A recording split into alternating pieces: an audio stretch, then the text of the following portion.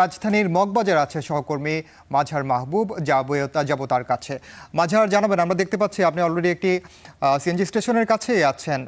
যেমনটা জানতে চাই, যারা বিশেষ করে অফিসগামী তারা আসলে যানবাহনের ভোগান্তি তো আমরা রেগুলারই আসলে দেখতে পাচ্ছি, বিশেষ করে সিএনজি অটোরিকশাতে সবচেয়ে বেশি আসলে এই ভোগান্তির চিত্র, এবং যারা ব্যক্তিগত গাড়ি ব্যবহার করেন সেই ভোগান্তির চিত্রটা আসলে বেশি।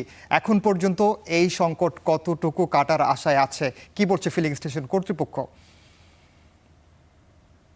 এখনো পর্যন্ত আসলে এই সংকট কাটার কোনো আশা আমরা দেখিও নাই, কারণ আগস্টের শুরুর দিকে আংশিক সমস্যা সমাধানের কথা বলা হয়েছিল, কর্তৃপক্ষ বলেছিল, তবে সেই সমস্যা এখনো সমাধান হয়নি। কর্তৃপক্ষ আরো কয়েকদিন সময় চেয়েছে।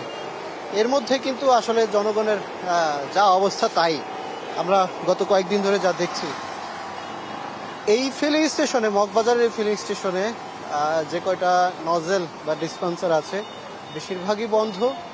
এর মধ্যে তারা 3টাতে গ্যাস দিচ্ছে, তবে চাপ একেবারেই কম। আমরা দেখেছি যে কিছু কিছু ফিলিং স্টেশনে কিন্তু একেবারেই বন্ধ থাকে।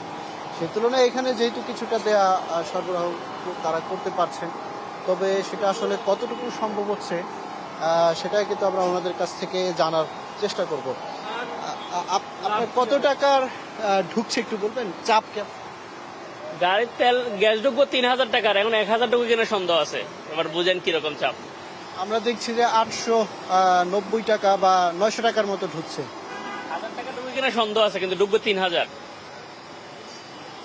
প্রতিদিনই কি অবস্থা নাকি চাপ কমে বাড়ে? এখন চাপ কমের কারণে এই অবস্থা, নাহলে প্রতিদিন ঠিকই ছিল। প্রতিদিন বলতে এই যে সবশেষ 2 সপ্তাহ দৈনিকই নেওয়া লাগতেছে। প্রেশার এরকমই, নর্মাল প্রেশার। কয়টা নজল চালাচ্ছেন এখন?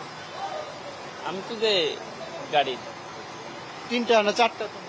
মোট মোট নজল কয়টা? নজল বলতে পাম্পের লোক তো আলাদা, আমি তো গাড়ির লোক। পাম্পের কি আছেন আপনি? পাম্পের কয়টা নজল চালাচ্ছেন ভাই? 6টা।